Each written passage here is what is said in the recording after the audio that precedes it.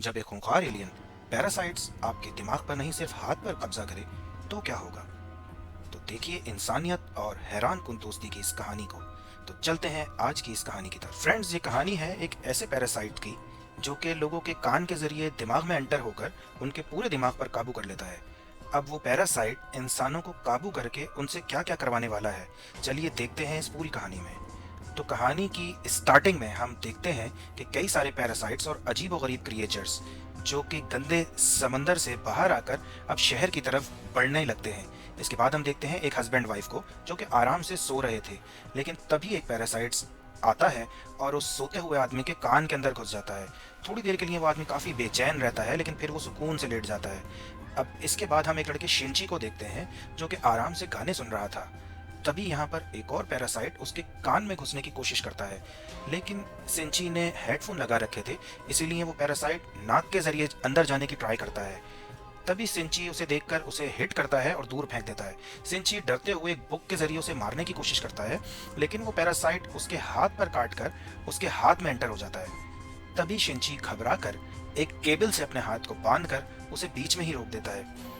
तभी शिंची की आवाज़ सुनकर उसकी मदर वहाँ पे आ जाती है और शिंची उनसे कहता है कि उसके हाथ में कोई इंसेक्ट्स एंटर हो गया है। लेकिन उसकी माँ सोचती है कि लड़का यकीनन फिर से कोई मजाक कर रहा है। वो शिंची के पास आकर उसके एक हाथ से उसका दूसरा हाथ छुड़वा देती हैं। तो देखती हैं तो उन्हें यहाँ कोई इंसेक्ट नहीं दिखता। उन्हें लगता है कि शिंची बेवकूफ़ों वाली बातें कर रहा है। शिंची भी परेशान हो जाता है कि आखिर वो कीड़ा गया कहाँ। तो तभी उसकी मॉम वही गाना सुन रही होती हैं कि जो शिंची सुन रहा था। तो उसकी माँ शिंची से कहती है कि इस तरह के गाने नहीं सुनने चाहिए, जब भी तुम्हें इस तरह के वहम होते हैं। और ये कहकर उसकी मॉम यहाँ से चली जाती हैं। तो शिंची सोच में पड़ जाता है आखिर वो कीड़ा गया कहाँ। जब अगली सुबह शिंची ब्रेकफास्ट कर रहा होता है तो उसे अपने सीधे हाथ यानी कि जिस हाथ में वो पैरासाइट एंटर हुआ था उस हाथ में अजीब सी फीलिंग उसको होती है। तो फिर हम उस आदमी को देखते हैं जिसके अंदर पैरासाइट घुस गया था। तो वो आदमी अजीब सा बिहेव कर रहा होता है। तो वो अपनी वाइफ के पास जाता है और अचानक से उसका मुंह एक बड़े से एलियन क्रिएचर के उसमें बदल जाता है जिसमें कई सारी आंखें थी। उसकी वाइफ कुछ भी समझ पाती इससे पहले ही वो आदमी अपनी वाइफ को खा जाता है।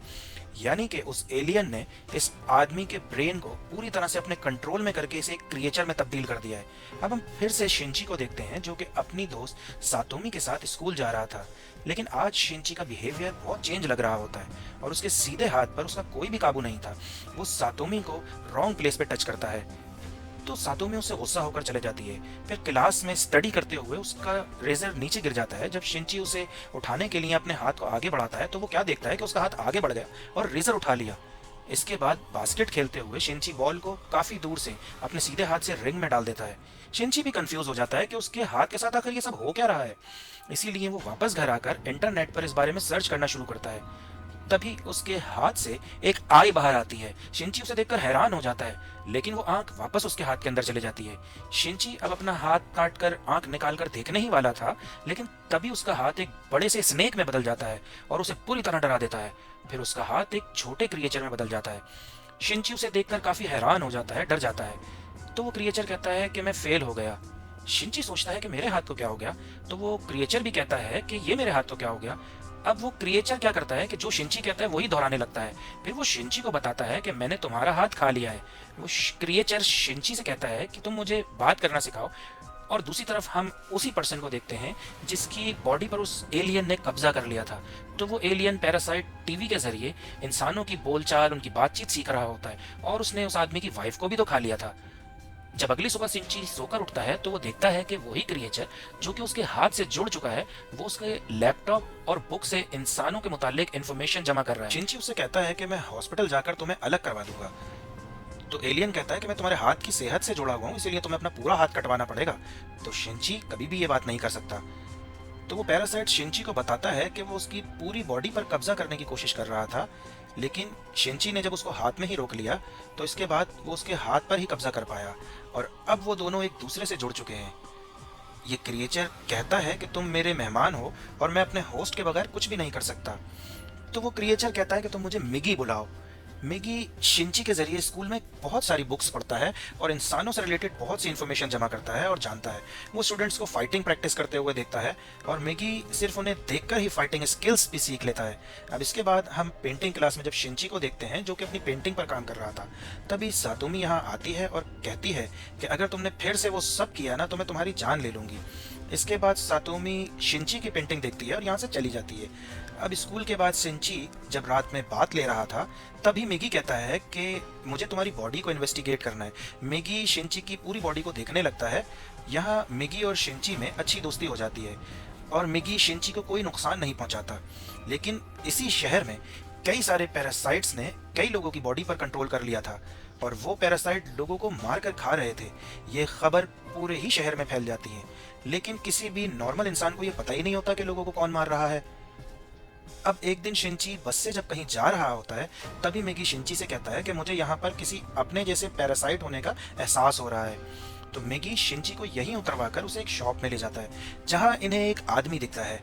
उसके बॉडी पर भी एक पैरासाइट ने कंट्रोल कर लिया था। अब वो आदमी एक नॉर्मल आदमी को मार के खा रहा था। उस आदमी को भी एहसास हो जाता है कि शिंची के शरीर में, उसकी बॉडी में एक पैरासाइट है, इसीलिए वो शिंची को ह्यूमन मीट खाने के लिए देता है। तब उसे पता चलता है कि शिंची का ब्रेन अब भी उसके कंट्रोल में है और पैरासाइट उसके हाथ से जुड़ा है। तभी मिगी को कुछ एहसास होता है। मिगी शिंची से कहता है कि अब ये तुम्हें भी मार देगा, तुम यहाँ से फौरन निकलो।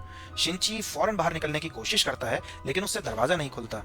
तभी वो आदमी शिंची के पास आता है और अपना एक हाथ काट कर मिगी से कहता है कि तुम शिंची के हाथ को छोड़कर मेरे इस हाथ पर आ जाओ।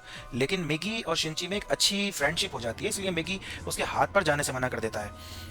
फिर मिगी शिंची की जान बचाने के लिए इस पैरासाइट से फाइट करता है और क्योंकि मिगी ने स्टूडेंट्स को फाइट करते हुए देखा होता है, इसीलिए शिंची उन्हीं मूव्स का इस्तेमाल करके इस पैरासाइट के ब्रेन और बॉडी को अलग कर देता है, जिससे वो पैरासाइट एलियन वहीं मर जाता है।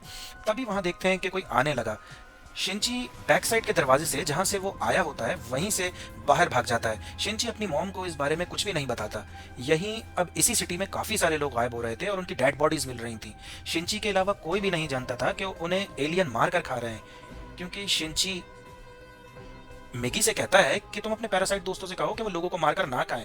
लेकिन मिगी कहता है कि हमारा खाना इंसान है, जैसे कि तुम इंसान वेजिटेबल्स और जानवर मार कर खाते हो, वैसे ही तो हम इंसानों को खाते हैं। तो यहाँ मिगी शिंची से जुड़ा हुआ था, इसीलिए जब तक शिंची जिंदा रहेगा तब तक मिगी भी जिंदा रहेगा और शिंची के जिस्म से ही उसको खाना मिलता रहेगा। इसीलिए मिगी को इंसानों को मारने की जरूरत ही नहीं थी।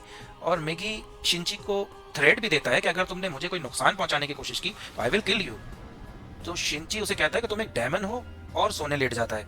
वहीं दूसरी तरफ उसी शॉप में हम एक पुलिस ऑफिसर को देखते हैं, जिसे उसी पैरासाइट की डेड बॉडी मिलती है जिसे शिंची और मिगी ने मारा था। यहाँ इन दोनों पुलिस ऑफिसर्स को पता चलता है कि मरने वाले आदमी ने पहले किसी इंसान का मीट खाया था। तो ये दोनों पुलिस ऑफिसर अब इस केस को सॉल्व करने की कोशिश करते हैं। अगले दिन हम शिंची को देखते हैं जो कि अपने स्कूल में था। तभी मिगी को एहसास होता है कि यहाँ भी उसी के जैसा कोई पैरासाइट है जिसने किसी ह्यूमन को अपने कंट्रोल में कर लिया है। तभी इनके प्रिंसिपल इनकी नई टीचर तामिया को इनसे इंट्रोड्यूस करवाते हैं। तब मिगी और शिंची समझ जाते हैं कि तानिया ही वो पैरासाइट है और यहीं तानिया भी अपने पैरासाइट सेंस की वजह से समझ जाती है कि शिंची ही असल में एक पैरासाइट है। फिर इसके बाद शिंची तामिया के पास जाता है और तामिया उससे कहती है कि तुम मुझसे बिल्कुल भी मत डरो। ये तानिया पैरासाइट्स बिल्कुल अलग होती है बाकी पैरासाइट से और इस पैरासाइट को काफ़ी एक्सपेरिमेंट करने का शौक होता है। यहाँ तक कि इसने एक दूसरे पैरासाइट के साथ मिलकर अपनी ही बॉडी को प्रेग्नेंट कर लिया होता है ताकि वो देख सके कि इस तरह से बॉर्न होने वाला बच्चा आखिरकार क्या बनेगा। यहाँ शिंची उससे कहता है कि तुम यहाँ स्कूल में क्या करने आई हो। तो इस पर वो उस पर कहती है कि मैं बस नॉर्मल ह्यूमंस की तरह जीना चाहती हूँ। वो शिंची से कहती है कि मैं तुमसे और भी बात करती, लेकिन तुम्हारी गर्लफ्रेंड हमें देख रही है और कहीं उसे ऐसा न लगे कि तुम नई टीचर को देखकर नई टीचर पर फिदा हो गए और उससे भूल गए हो। इसीलिए तामिया शिंची को बाद में मिलने का कहती है। हाँ तो दोस्तों, कहानी में आगे बढ़ने से पहले एक छोटी सी रिक्वेस्ट, अगर आप इस चैनल पर नए हैं तो अभी सब्सक्राइब कर लें और बेल आइकन भी जरूर दबाएं ताकि आगे आने वाली कोई भी हैरानकुन वीडियो आपसे मिस ना हो। खैर, चलते हैं अपनी कहानी की तरफ। अब तभी सातोमी जो कि इन्हें देख रही थी वो यहाँ से चली जाती है।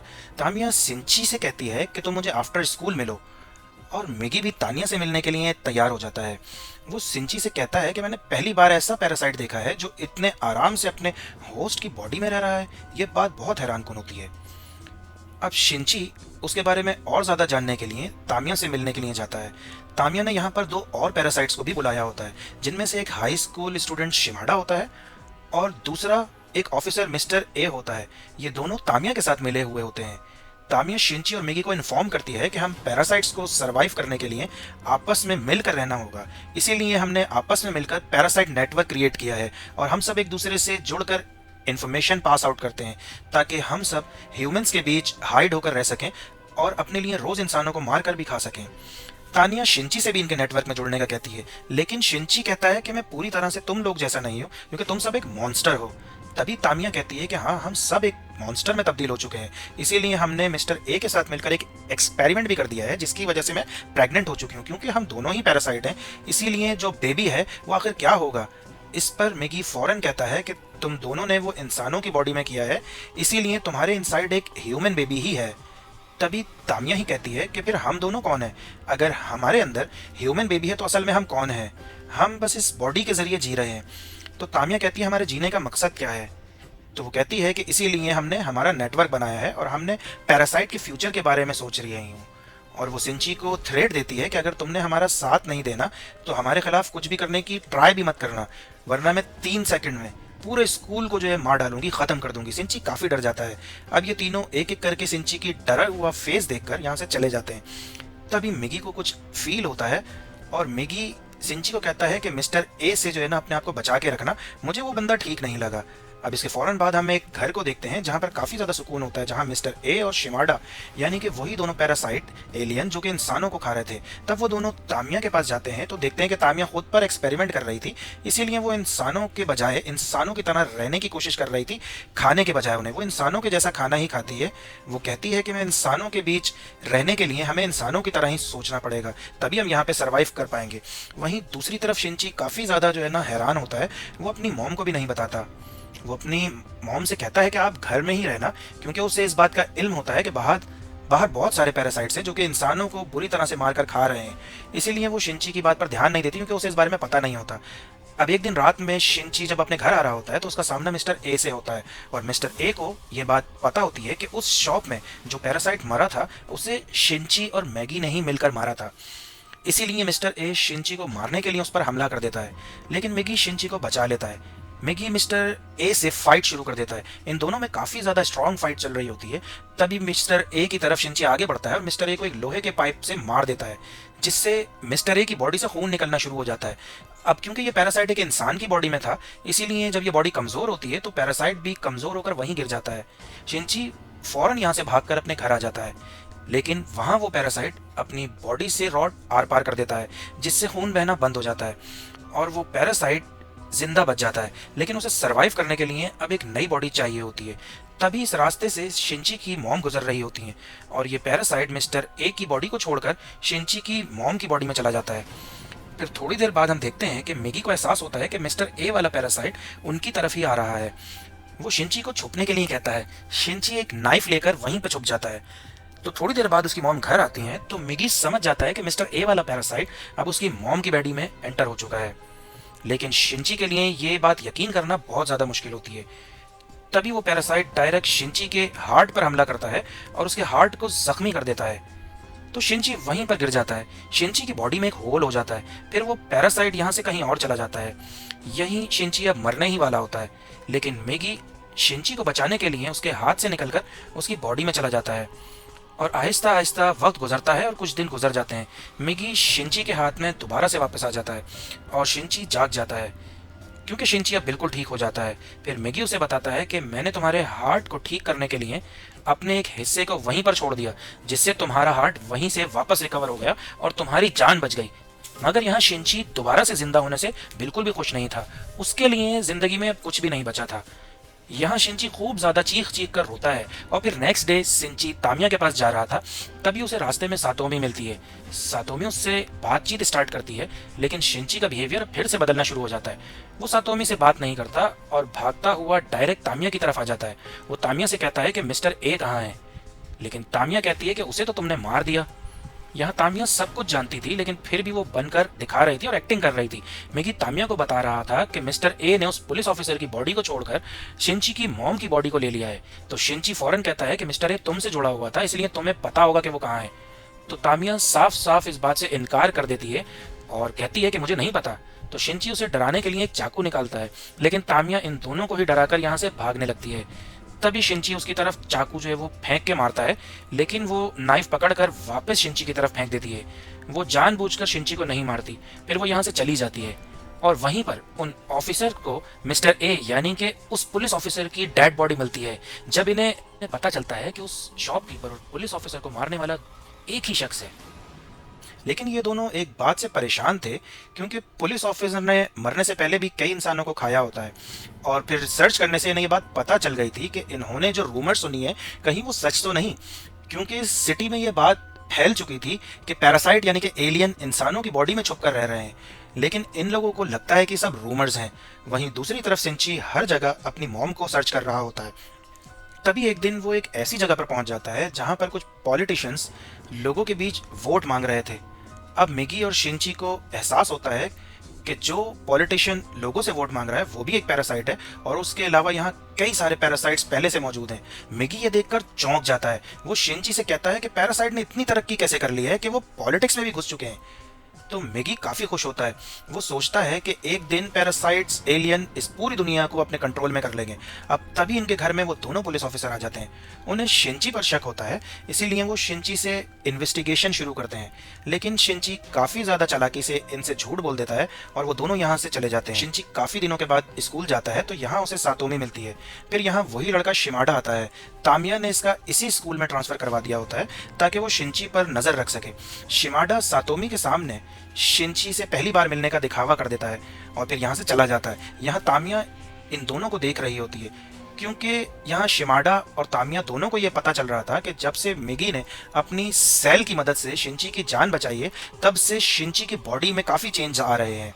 और वहीं दूसरी तरफ मिगी को भी ये सब पता चल जाता है। वो शिंची को ये सब बताता है। अब इसके बाद दिखाते हैं कि मिगी शिंची को ये बताता है कि जब से मैंने तुम्हारी जान बचाई है तब से मुझे भी कुछ प्रॉब्लम्स हो रही हैं। और मिगी कहता है कि मुझे ठीक रहने के लिए रोजाना 4 घंटे की नींद लेनी होगी, और जब मैं सो रहा होऊंगा तो मैं किसी भी तरह तुम्हारी हेल्प नहीं कर सकता। और ये कहने के बाद मिगी फौरन जो है वो सो जाता है। शिंची उसे उठाने की कोशिश करता है, लेकिन अब मिगी जागता ही नहीं। वहीं दूसरी तरफ वो दोनों ऑफिसर ये पता लगा रहे थे कि पैरासाइट्स को किस तरह से रिकॉग्नाइज करें। उन्हें ये पता चलता है कि अगर किसी इंसान की बॉडी में पैरासाइट्स रह रहा है तो उस इंसान का बाल तोड़ने पर वो बाल फौरन कर्ली हो जाएगा। अब ये बात जानकर सीनियर पुलिस ऑफिसर जूनियर का बाल तोड़ता है, लेकिन वो कर्ली नहीं होता, जिससे वो समझ जाता है कि ये कोई पैरासाइट्स नहीं है। अब वहीं तामिया भी अपने नेटवर्क की मदद से ये बात जान जाती है कि इंसानों को हमें रिकॉग्नाइज करने का एक तरीका पता चल चुका है। यहाँ हम देखते हैं कि वो पॉलिटिशियन भी तामिया के साथ मिला हुआ है। इसके बाद हम देखते हैं शिंची को, जो सातोमी से मिलता है। सातोमी उसके लिए आज डिनर बनाने का कहती है, क्योंकि शिंची अब अकेला था। शिंची मान जाता है। फिर वो दोनों डिनर के लिए शॉपिंग करने के लिए चले जाते हैं। तभी रास्ते में इन्हें एक पपी मिलता है जो कि बीच रोड में पड़ा हुआ था। तो शिंची उसे उठाकर लाता है, लेकिन वो पहले से ही मर चुका होता है, इसीलिए शिंची उसे डस्टबिन में डाल देता है। सातोमी ये बात देखकर उसे कहती है कि तुम ये क्या कर रहे हो। तो शिंची कहता है कि अब ये सिर्फ हड्डियां और बॉडी है, इसमें इसके अलावा कुछ भी नहीं बचा। दरअसल शिंची के अंदर काफी चेंज आ रहा था। अब वो भी पैरासाइट्स की तरह सोचने लगा था, और शिंची की ये सोच देखकर उसे छोड़कर सातोमी चली जाती है। लेकिन शिंची को इससे कोई फर्क नहीं पड़ता। वहीं स्कूल का प्रिंसिपल जब तामिया को प्रेग्नेंट देखता है तो चौंक जाता है, क्योंकि तामिया अभी अनमैरिड थी और अब प्रिंसिपल उससे कैरेक्टरलेस समझकर उसे जॉब से निकालने ही वाला था। वो लोग तामिया के मॉम डैड को भी ये बात बता देते हैं। फिर तामिया अपने मॉम डैड के पास जाती है, लेकिन ये तामिया तो वैसे भी ओरिजिनली पैरासाइट ही थी, इसीलिए वो इन दोनों को मार देती है। इसके बाद वो शिमाडा को कॉल करके कहती है कि तुम्हारे खाने का इंतजाम कर दिया है, यहाँ आकर दोनों बॉडीज ले जाओ। अब नेक्स्ट डे तामिया स्कूल से जाने के लिए स्कूल से अपना सामान पैक कर रही होती है। शिंची उसके पास आता है और उससे बातें करना शुरू कर देता है। वहीं सातोमी अपनी पेंटिंग क्लास में जाती है, जहां बहुत सारी लड़कियां मिलकर शिमाडा की पेंटिंग बना रही थीं। तभी एक लड़की मजाक मजाक में उसका एक बाल तोड़ देती है और वो बाल कर्ली हो जाता है। इसे देखकर सारी लड़कियां समझ जाती हैं कि शिमाडा भी एक पैरासाइट है। शिमाडा भी जान जाता है कि अब उसका राज खुल चुका है, इसीलिए वो अब इन लड़कियों पर अटैक कर देता है। उसका मॉन्स्टर की तरह फेस देखकर सारी लड़कियां बुरी तरह से चीखती हैं। उनकी चीखों की आवाज सुनकर शिंची उन्हें बचाने की तरफ भागता है। तानिया भी समझ जाती है कि शिमाडा अपने मॉन्स्टर के फेस में सबके सामने आ चुका है, इसीलिए तामिया यहाँ से केमिकल से कुछ इन्वेंट कर रही होती है। वहीं सातोमी थोड़ी हिम्मत दिखाकर शिमाडा के फेस के सेंटर में केमिकल फेंकती है, जिससे वो जलने लगता है, लेकिन इससे वो बेकाबू हो जाता है और इधर उधर हमला स्टार्ट कर देता है। सारी लड़कियां बचकर निकलने की कोशिश करती हैं, तभी सातोमी की एक दोस्त मारी जाती है। शिंची जब तक यहाँ पहुंचता है तो कई सारी लड़कियां मर चुकी होती हैं। शिंची काफी ज्यादा घबरा जाता है और मैगी उसे पुरसुकून रहने के लिए कहता है और इन हालात में हिम्मत दिखाने के लिए कहता है। शिंची दोबारा उठकर सातोमी को बचाने के लिए जाता है। सातोमी शिमाडा से बचकर भाग रही होती है। शिमाडा बिल्कुल एक जैपनीज डेमो लग रहा था। शिंची फौरन आकर उस जैपनीज डेमन को धक्का देता है। तभी यहाँ तामिया भी आ जाती है और वो शिमाडा को बोलती है कि पुरसुकून हो जाओ। वो फौरन से सुकून में आ जाता है, लेकिन फिर तामिया यहाँ पर एक बॉम्ब फेंक कर चली जाती है। शिंची उसे देखकर सातोमी को लेकर नीचे कूद जाता है और फिर यहाँ पर एक बहुत बड़ा ब्लास्ट हो जाता है। इन्हें लगता है कि शिमाडा मर चुका है, लेकिन वो जिंदा होता है। अब यहाँ पुलिस और एम्बुलेंस भी आ जाती है। सातोमी पहले ही जख्मी हो चुकी होती है, इसीलिए उसे हॉस्पिटल लेके जाया जाता है। वहीं पुलिस ऑफिसर ऊपर आ जाते हैं। तभी शिमाडा आकर इन पर हमला कर देता है और इन्हें मार देता है। शिमाडा स्कूल की छत पर जाने लगता है तो मैगी शिंची को यह बताता है। तो शिंची एक दूसरी बिल्डिंग पर जाकर एक लोहे की रॉड लेकर मैगी को एक तीर कमान की तरह बनाकर देता है और इस रॉड को तीर कमान की तरह शिमाडा के जिस्म से आर पार कर देता है, जिससे शिमाडा फौरन वहीं मर जाता है। इसके बाद शिंची वहां से जाने लगता है। तभी यहाँ तामिया भी आ जाती है और वो कहती है कि मैं अब थोड़े वक्त के लिए गायब हो जाऊंगी, और तामिया शिंची को मिस्टर ए यानी कि उसकी मॉम का एड्रेस देती है और शिंची उस एड्रेस को ले लेता है। अब कुछ टाइम के बाद वहाँ वही दोनों ऑफिसर आते हैं और जब वो दोनों ये पता लगा रहे होते हैं तो शिमाडा कैसे मरा, तो उन्हें पता लग जाता है कि उस पर दूसरी बिल्डिंग से किसी ने हमला किया होता है, लेकिन इन्हें शिंची के बारे में कुछ अभी पता नहीं होता। वहीं शिंची तामिया के दिए हुए एड्रेस पर पहुंच जाता है। यहाँ उसे उसकी मॉम मिलती है। शिंची उनका पीछा करते हुए एक बड़े से ब्रिज के नीचे आ जाता है। तभी यहाँ पर मैगी को नींद आने लगती है। वो शिंची को ये बताता है और इस वक्त मैगी शिंची को बचाने के लिए एक हथियार बन जाता है। इसके बाद मैगी सो जाता है। अब तभी शिंची उसी हथियार की मदद से मिस्टर ए यानी कि अपनी ही मॉम से फाइट स्टार्ट शुरू कर देता है। यहाँ शिंची अब काफी अच्छी फाइट कर रहा होता है। वो मिस्टर ए को मारने ही वाला था, तभी उसे उसकी मॉम की आवाज आती है और उसकी मॉम की थोड़ी बहुत कॉन्शियसनेस अभी भी जिंदा होती है। अब तभी मिस्टर ए शिंची पर हमला करता है, लेकिन उसकी मॉम की कॉन्शियसनेस की वजह से उसकी मॉम अपने हाथ से शिंची को बचा लेती हैं। लेकिन फिर शिंची को ना चाहते हुए भी मिस्टर ए को ख़त्म करने के लिए अपनी ही मॉम को जान से मारना पड़ता है। अब थोड़ी देर बाद मैगी जब जाग जाता है तो शिंची मैगी को ये सब बताता है। अब इसके बाद हम फिर उस पैरासाइट पॉलिटिशियन को देखते हैं, क्योंकि उसकी पार्टी ने अब इलेक्शन जो जीत लिया होता है, इससे वो पैरासाइट अब एक ऊंची पोस्ट पर बैठ जाता है।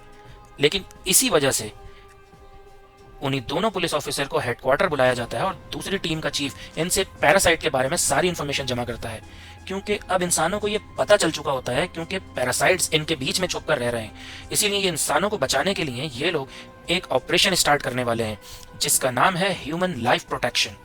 अब इसके बाद हम उसी पॉलिटिशियन को देखते हैं जो कि तामिया के पास जाता है और इन दोनों के साथ अब एक काफी खतरनाक पैरासाइट भी होता है जिसका नाम गोटू होता है। अब वो तामिया को बताता है कि वो सारी इंसानियत को, मतलब कि सारे इंसानों को ही खत्म कर देगा। तो तामिया को अपने पैदा होने वाले बच्चे की फिक्र होने लगती है। वहीं दूसरी तरफ शिंची हॉस्पिटल में सातोमी से मिलने जाता है और डिसाइड करता है कि वो अब सारे पैरासाइट्स को ढूंढकर उन्हें जान से मार देगा। इसी दौरान हम देखते हैं कि कोई शिंची को देख रहा है। शिंची और मैगी की एक साथ फोटो खींच लेता है और इसी पार्ट के साथ ये कहानी यहीं पर एंड हो जाती है।